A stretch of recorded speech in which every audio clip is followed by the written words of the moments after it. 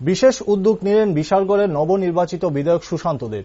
ছাত্রছাত্রীদের জন্য আয়োজন করা হচ্ছে এক বিশেষ কেরিয়ার ওরিয়েন্টেশন এক্সিবিশনের। সোমবার বিশালগড় মহকুমা শাসক কার্যালয়ে একটি সাংবাদিক সম্মেলন করে এই বিষয়ে বিস্তৃত তুলে ধরেন বিশালগড়ের নবনির্বাচিত বিধায়ক সুশান্ত দেব এবং বিশালগড় মহকুমার শাসক বিনয় ভূষণ দাস।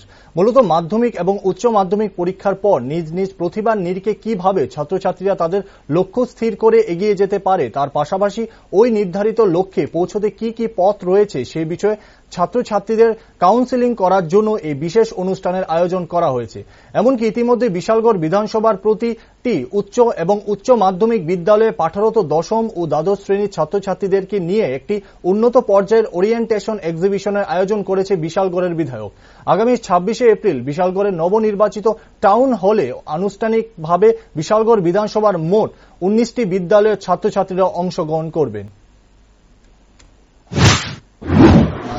আগামী পরশু 26 তারিখ আমরা বিশালগড় বিধানসভা এলাকার সমস্ত ক্লাস 12 এবং মাধ্যমিক স্তরের সমস্ত স্কুলের ক্লাস 10 এবং 12 এর ছাত্রছাত্রীদের নিয়ে একটা কেরিয়ার এক্সিবিশন আয়োজন করেছি।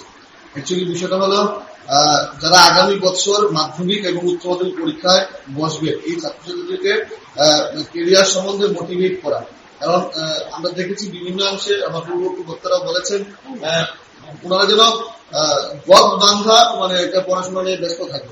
তো বিভিন্ন ভাবে এখানে যারা এমপ্লয়মেন্ট এক্সচেঞ্জের আধিকারিকরা আসবেন ওনাদেরকে বিভিন্ন বিষয়ে কেরিয়ার সম্বন্ধে গাইডেন্স দেবেন। সেই গাইডেন্সটা আগামী দিনে ছাত্রছাত্রীদের জন্য সফল হবে এবং এই ছাত্রছাত্রীদের কিন্তু আমাদের রাজ্যের বিশালগড়ের আগামী দিনের ভবিষ্যৎ।